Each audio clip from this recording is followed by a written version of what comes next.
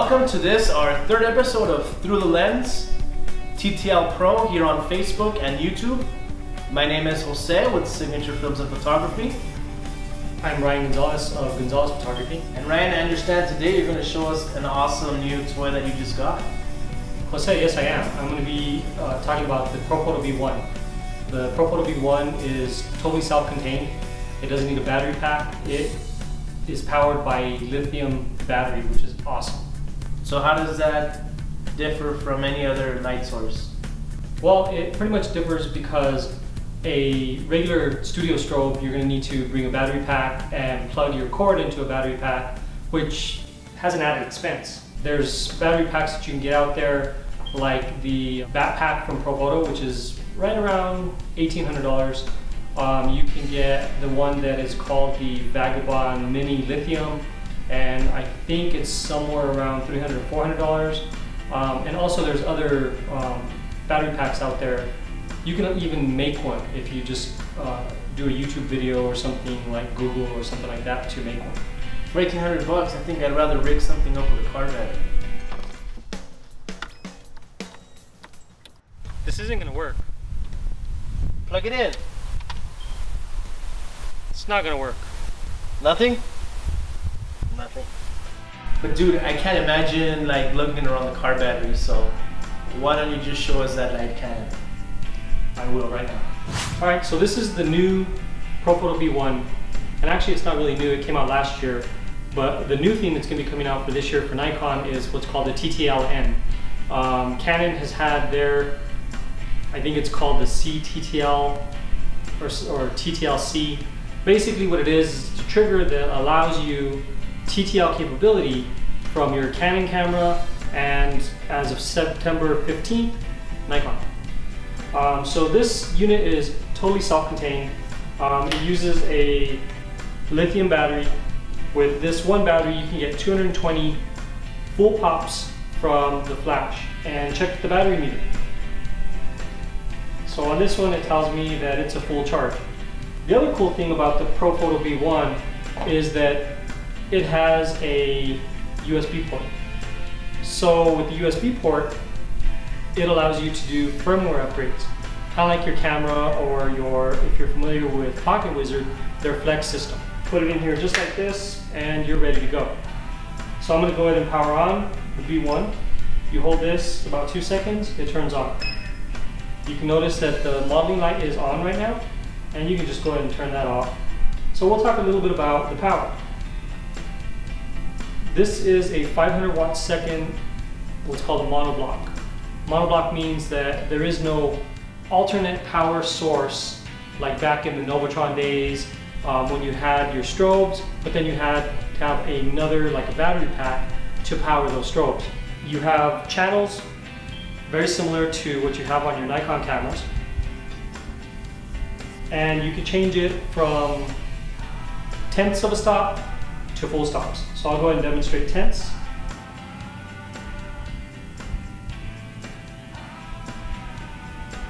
And then if you just hold the center button and rotate the dial, you're actually changing it in full stops.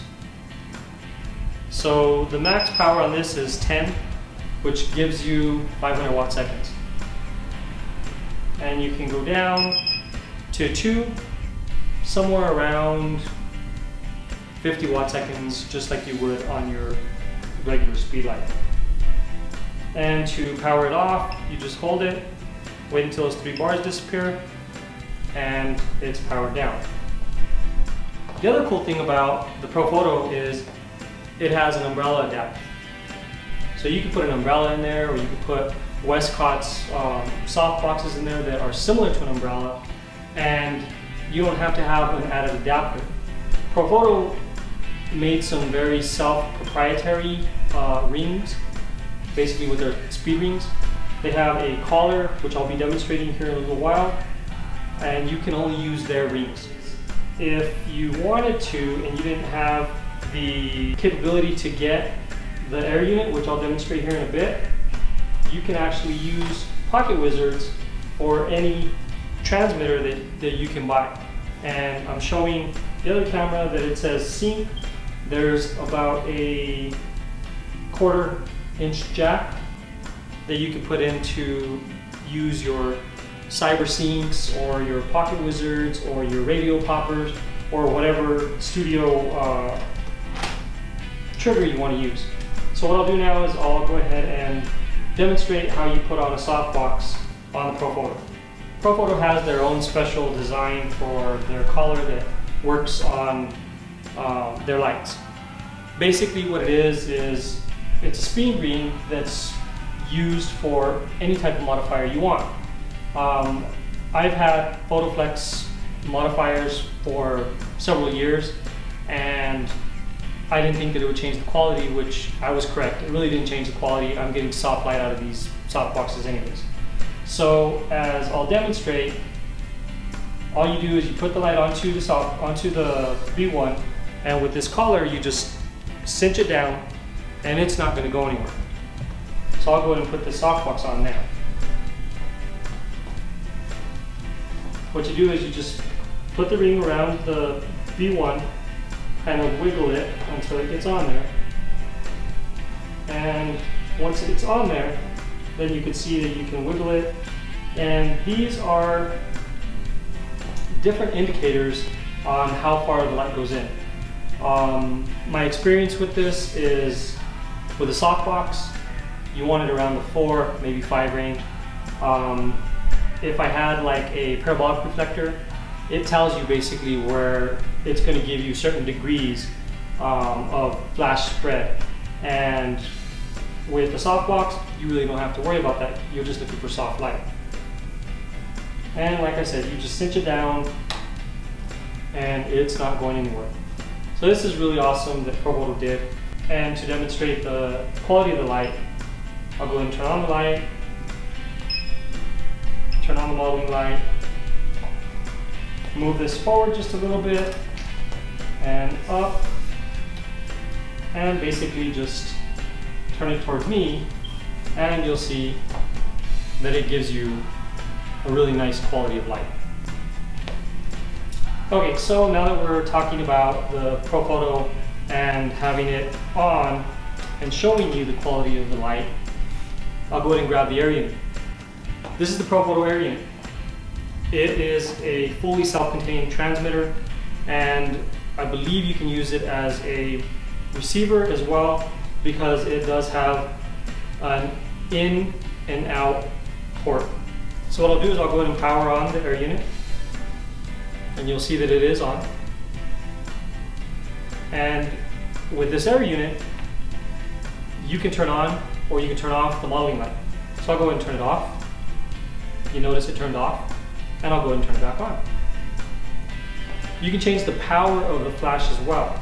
I don't know how well this is going to be able to be viewed on video, but I'm going to go ahead and test it. So if you're able to see that, you can see that it's a really quick recycle. You could hear the beep at the end of the flash. I'll go ahead and take it up. And the cool thing about the air units that are out now specifically for the B1 that are TTL is it gives you a LED display of how much power the flash is going to put out. So on this one, all this is just something to control the Profoto B1 until the Nikon version comes out. So I'm going to go ahead and test it.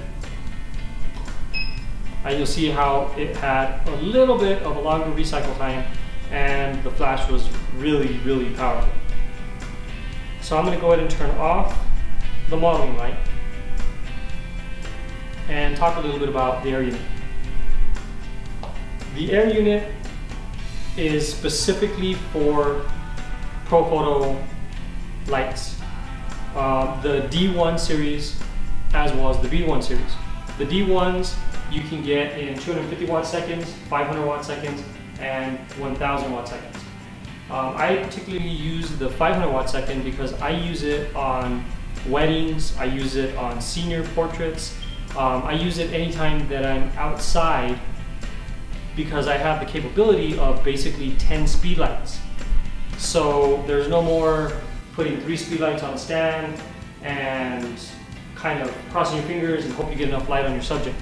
Now with this B1, you have the power of 10 speed lights. So I don't have to worry about that anymore. Something else that's super important when you're using studio strobes is a meter. This is the Sekonic Lightmaster Pro 478DR. And the cool thing about this meter is you can fire your pocket wizards and take a meter read. With Profoto, it's a little different. You have to use the air unit because Sekonic didn't add that into their meters. So it's really simple. In the Sekonic light meter, you just hit the menu, you're looking for flash,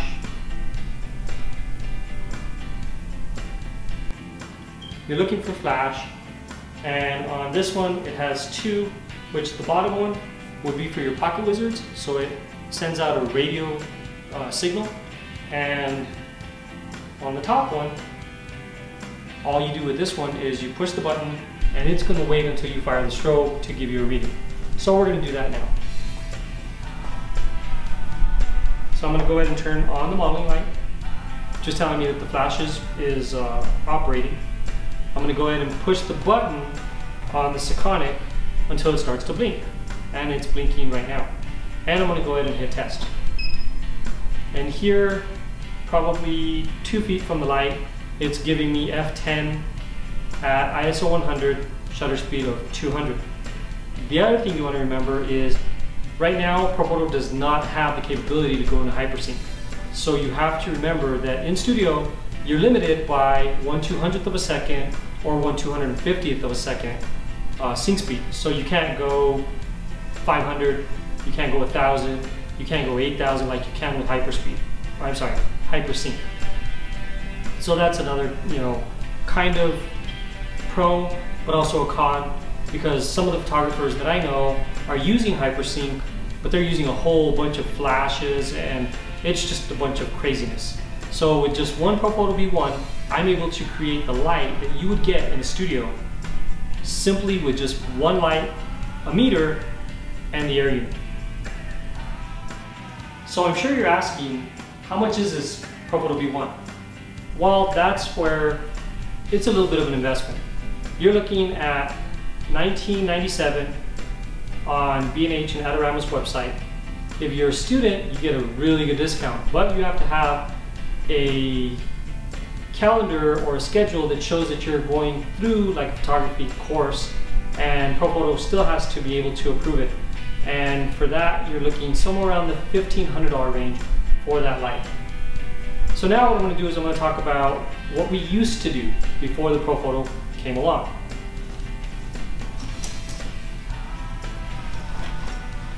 Here we have the Profoto backpack. It's a $1,800 battery pack basically for your studio strobes. What this does is it allows you to take your studio strobe with you on location and plug your cords into the battery pack. So this battery pack has 2 outlets, and what you'll do is you plug your strobe into one of the outlets. You'll take this handy dandy key that they give you, turn it, turn on the power, and you have power just like you would at your studio or at home.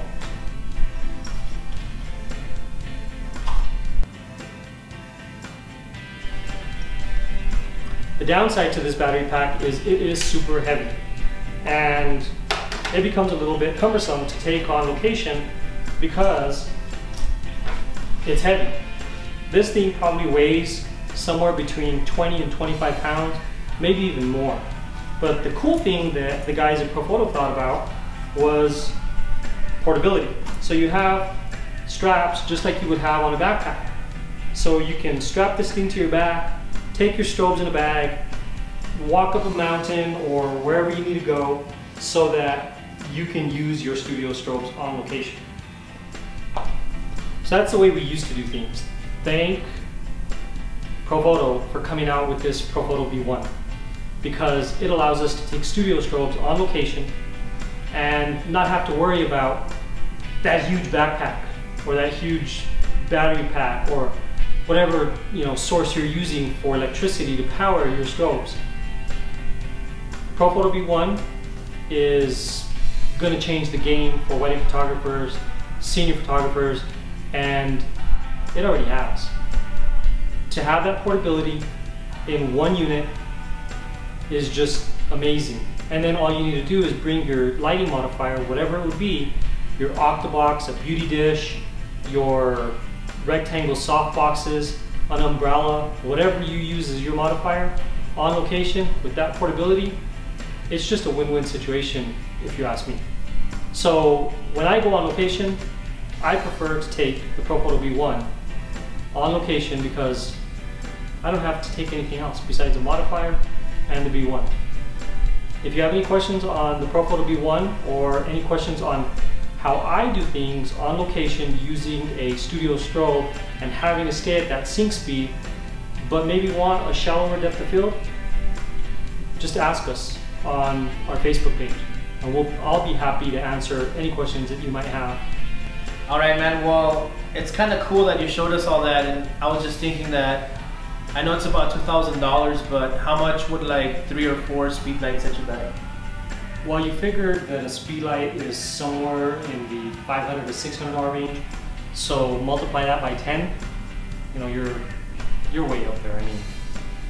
So at $2,000, it might seem that it's a bit steep from the get-go, but I think overall, for the power of many speed lights and the portability of not having to lug around the car battery, and on my design, I thought I was on the verge of a breakthrough. It might seem that it's worth it then, right? Oh yeah, most definitely. Well, thank you for having joined us for this episode of Through the Lens. Next week, I'm gonna talk about Final Cut Pro X, or Final Cut Pro 10 as some people still call it, versus Premiere Pro Creative Cloud. And is either one of those really a better NLE?